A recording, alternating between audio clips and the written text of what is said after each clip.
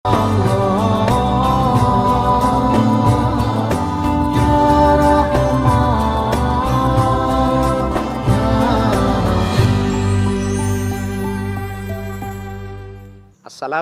warahmatullahi wabarakatuh. Bismillah walhamdulillah.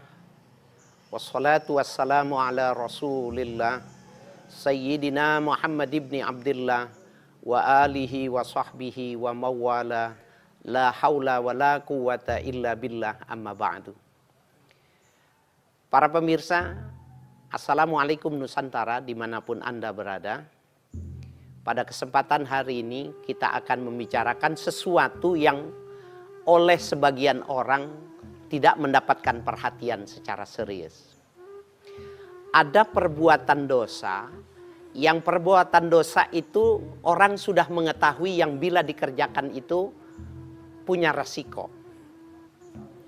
Tetapi yang sedang kita ingin bicarakan ini sesuatu yang jarang orang membicarakannya, dan bisa jadi jarang orang mengetahui bahwa sesungguhnya ada perbuatan dosa yang dilakukan. Apa itu yang dimaksud dengan az-zon? Zon itu praduga atau prasangka. Nah, tentu saja prasangka yang berdosa adalah prasangka buruk. Su'uzzon. Ya, prasangka buruk terhadap orang lain, prasangka buruk terhadap satu perbuatan yang tidak bagus. Padahal tidak ada bukti, tidak ada fakta yang menyatakan secara langsung yang demikian itu. Kalau kita belajar ilmu fikih, sebenarnya level seseorang mengetahui sesuatu itu yang tertinggi itu 100% disebut dengan yakin. Yang kedua zon. Zon itu praduga kuat. Itu 80 sampai 95 itu disebut dengan zon. Kemudian di bawah itu syak, orang lagu. Dan di bawah ragu itu disebut dengan wahmun, waham.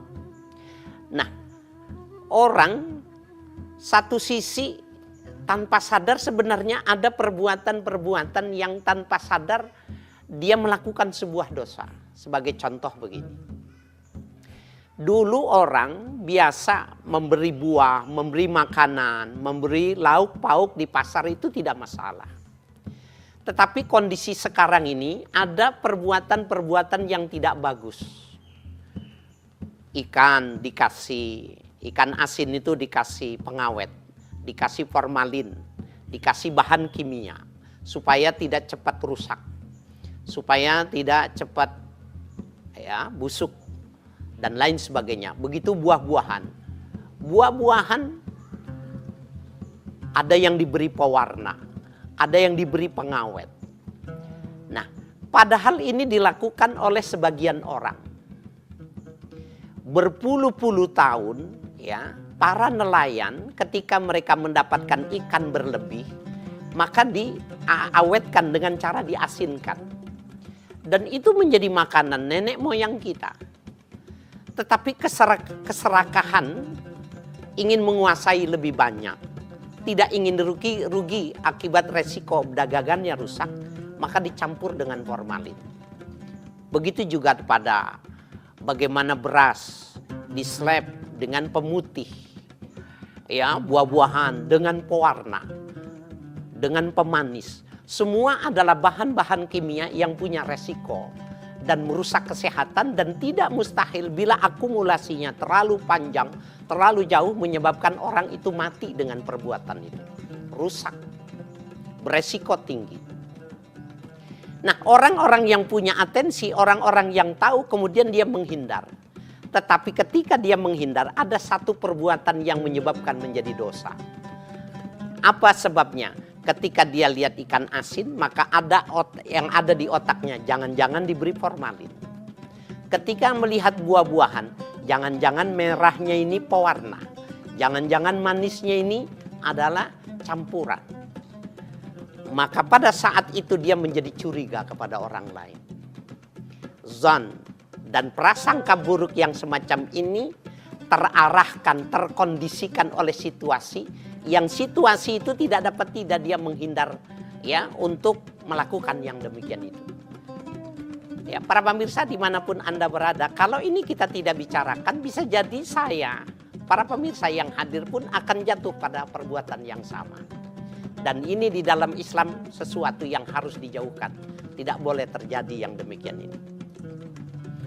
Nah, kalau kita sekarang ini pada situasi maraknya tentang corona, ketika ada orang batuk maka kita curiga. Ketika ada orang badannya suhunya tinggi maka kita curiga. Padahal yang namanya panas, demam itu belum tentu dia ada orang yang terkena. Ya. Belum tentu orang yang batuk itu belum tentu termasuk orang yang ya termasuk dalam suspek dalam pengertian orang yang dicurigai ya terkena flu daripada virus daripada corona ini. Tetapi kecurigaan itu ada. Nah, Allah Subhanahu wa taala melalui lisan Nabi kita Muhammad sallallahu alaihi wasallam menjelaskan bahwa perbuatan yang semacam ini bisa jadi perbuatan yang biasa, tetapi lama-kelamaan dia akan jatuh pada perbuatan yang salah, yang besar. Di dalam salah satu Al-Quran, surah Al-Hujurat dikatakan, Ya ayyuhalladzina amanu ijtanibu katsiran minadh-dhanni inna ba'dadh-dhanni itsm. Hai orang-orang yang beriman, jauhkan oleh kalian banyak ya persangkaan. Karena sesungguhnya inna ba'dadh-dhanni itsmun, sesungguhnya banyak punya prasangka-prasangka itu bisa jadi dia akan jatuh dalam sebuah perbuatan yang dosa.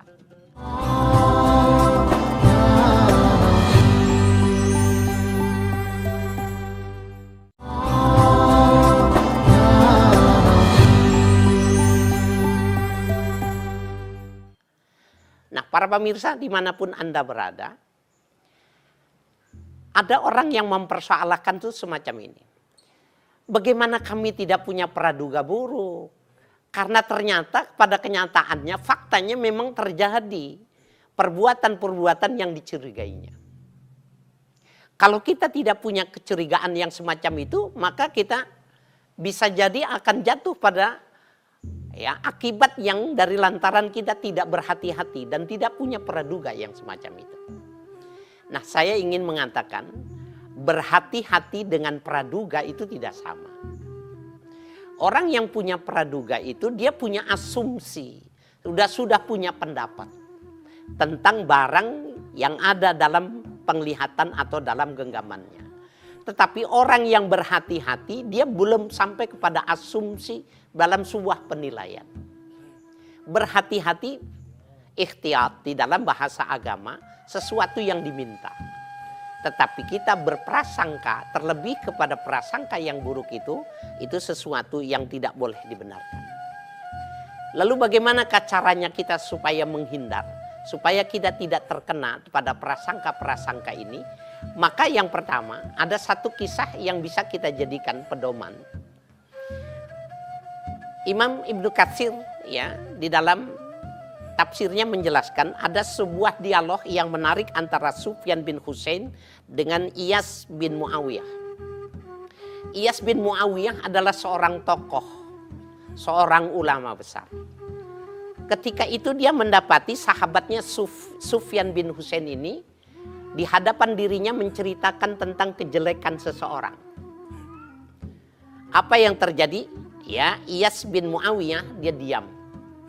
Ya, dia terdiam, dilihatinya, dipandanginya, ya sahabatnya yang menceritakan tentang keburukan orang lain itu.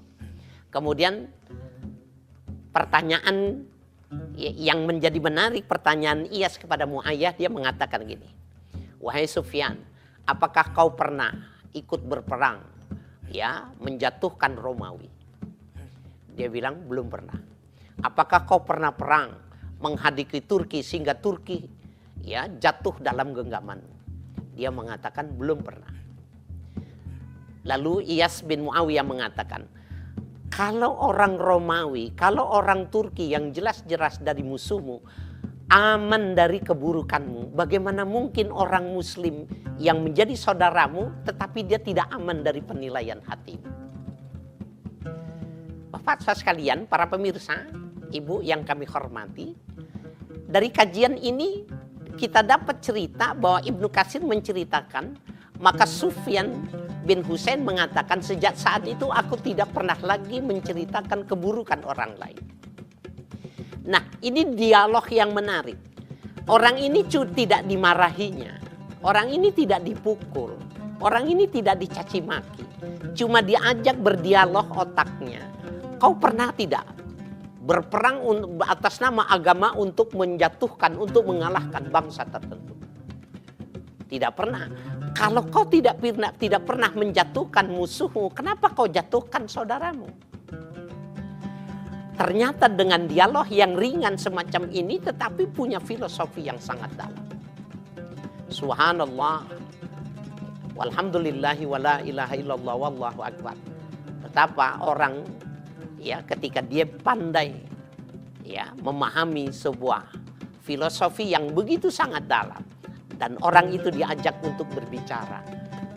Ternyata perkataannya, pembicaraannya itu mampu mengerem dan itu menjadi rem yang pakem dalam sejarah kehidupannya. Sejak saat itu dia tidak pernah lagi menjerehkan, tidak pernah lagi berburuk sangka kepada orang lain. Itu yang pertama. Yang kedua, ada satu kisah yang menarik.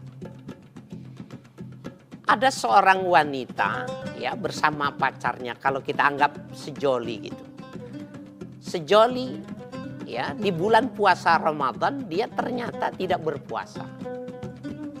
Ya, anak muda-mudi ini tidak berpuasa. Kemudian di bulan Ramadan bukan cuma tidak berpuasa, dia makan, dia minum, tetapi anak muda ini bersunda gurau.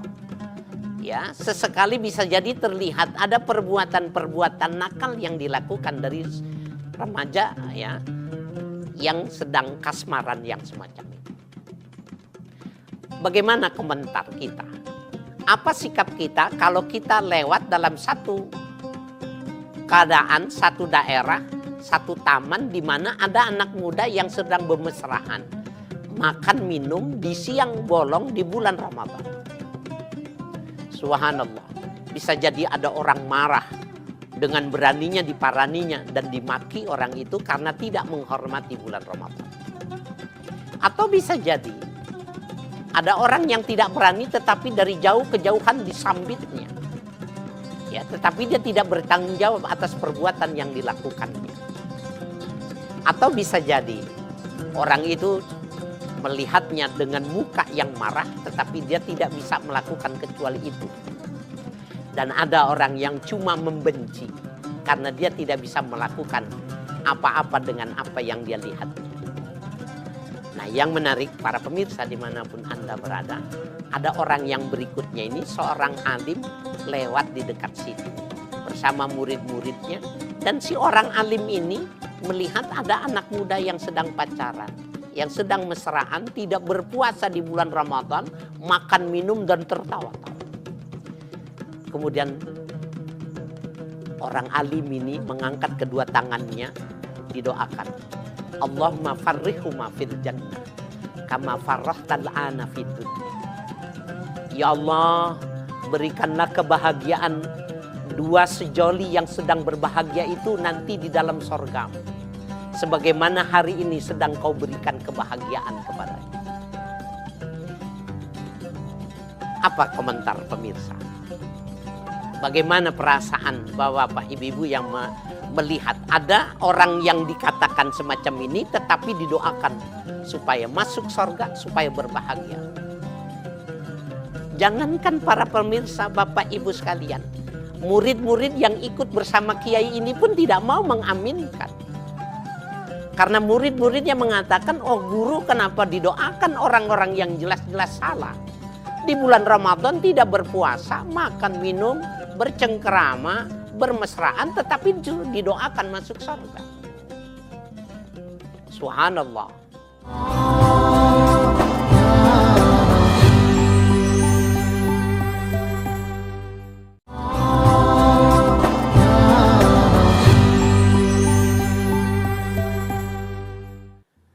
Para pemirsa dimanapun Anda berada, ada yang menarik yang mesti kita pahami.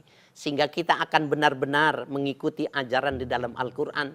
Hindarnya kita jauhkan sejarah prasangka-prasangka itu. Ketika sampai di tempatnya, Ya, maka murid-murid ini bertanya kepada syekh, pada guru itu. Ada di antara mereka yang berani mengatakan, "Syekh, kenapa orang-orang yang jelas secara syar'i melanggar syariat kenapa didoakan? Bukankah itu harus ya nahi munkar? Bukankah itu sesuatu yang harus ya diselesaikan bukan dengan cara yang semacam itu?" Bisa jadi mungkin kita memaraninya, kemungkinan kita memberikan pelajaran, kalau perlu menghukumnya. Jawabannya di luar dugaan. Syekh ini mengatakan, yang wajib sholat itu kalian bersama aku. Orang itu nggak wajib sholat karena dia musafir. Ya. Alasannya, kenapa dia didiamkan? Kenapa didoakan? Karena yang wajib puasa itu kita. Dia nggak wajib puasa karena dia musafir. Ada sebuah kemampuan memahami sesuatu yang dilihat itu dengan tidak buruk sangka. Oh, yang tidak berpuasa itu kalau orang Islam itu musafir. Ke situ dia mengarahkannya. Tetapi Syekh, kata ya murid yang lain, kalaupun dia tidak wajib berpuasa, bukankah dia mestinya sembunyi-sembunyi, tidak terbuka di tempat terbuka yang semacam itu? Apa jawab Syekhnya? Kalian, saya boleh seperti itu karena punya rumah. Orang itu nggak punya rumah. Bagaimana dia mau mesti bersembunyi? Nah, jadi Bapak saudara sekalian, para pemirsa, ibu yang kami hormati, hal-hal yang terlihat orang melahirkan dugaan buruk saja, ternyata di dalam Islam itu ada alasan untuk mencarikan alasan sehingga kita tidak punya buruk sangka kepada orang lain. Kenapa ini kita tidak pergunakan? Ya. Walaupun sebenarnya di sisi lain juga harus ada kesadaran. Ya. Bagi orang-orang yang memang sengaja membentuk sebuah kenyataan, sebuah fakta yang mengarahkan orang menjadi buruk sangka. Saya sendiri pada awalnya setiap kali dihidangkan buah-buahan, ada terpikir dalam hati saya, ini dikasih pengawet tidak? Kalau dikasih makanan, pasti saya akan berpikir gitu juga. Tetapi saya berusaha untuk belajar, untuk tidak terlalu jauh. Sehingga kita buruk sangka kepada orang yang menghidangkan makanan itu. Buah-buahan. Nah, jangan lupa para pemirsa, orang-orang yang melakukan kecurangan yang semacam ini, ya, saya memang belum mendengar ada sebuah kajian secara fikih ya. Orang-orang yang mempelajari, yang mendalami pada ya hukum pidana ya Islam, apakah boleh hukum yang diberikan kepada ketetapan orang yang melakukan pembunuhan bisa dipergunakan ayat itu kepada orang yang melakukan perbuatan yang akumulasinya lama-kelamaan bisa melakukan pembunuhan juga. Seperti ayat umpamanya an-nafsu bin nafs, nyawa dibayar nyawa. Kenapa orang ini dibunuh? Karena dia membunuh. Maka balasan hukum pidana Islam itu pembunuhan adalah pembunuhan. Orang yang melakukan kecurangan dengan bahan kimia, yang kimia itu terus akumulasinya bisa menyebabkan orang terbunuh dengan perbuatan itu, dari sisi pidana hukum Islam bisa tidak digunakan ini. Apakah interpretasi ini bisa dilakukan terhadap perbuatan ini? Dan yang paling memungkinkan sekali bukan cuma sekedar orang menjadi terbunuh karena perbuatan-perbuatan mereka itu melahirkan buruk sangka. Orang mau nggak mau terbentuk pada situasi dan kondisi untuk berburuk sangka. Ya. Subhanallah, mudah-mudahan ini menjadi pelajaran bagi para pedagang. Ya, baik buah-buahan, sayur-sayuran, ya, makanan-makanan, ikan dan lain sebagainya, daging yang selama ini diawetkan dengan tujuan supaya tidak cepat rusak. Tetapi sesungguhnya kajian secara biologis, kajian menurut kesehatan, mereka pada kelamaan akan menimbulkan kanker, akan menimbulkan penyakit-penyakit berat yang tidak memungkinkan lagi untuk ya bisa terselamatkan. Nah, saya ingin memberikan penghantar pada penghujung kajian kita ini. Betapapun situasi kondisi itu kita perlu ingatkan kepada mereka, jangan melakukan itu. Karena yang pertama dia bisa melakukan pembunuhan secara berkala. Yang kedua, dia membentuk orang untuk buruk sangka terhadap perbuatan-perbuatan yang tidak dilakukan oleh semua orang. Yang dilakukan oleh sebagian orang, tetapi orang akan punya pandangan kepada semua keadaan, semua kondisi, dia akan berburuk sangka dari akibat dari perbuatan.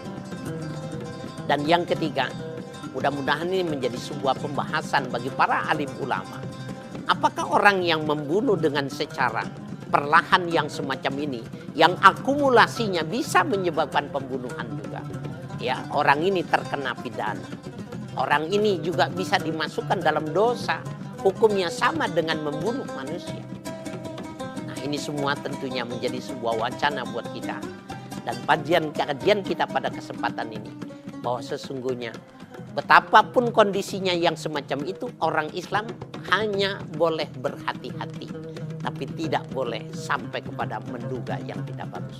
Mudah-mudahan kajian ini bermanfaat. Billahi taufiq wal hidayah. Wassalamualaikum warahmatullahi wabarakatuh.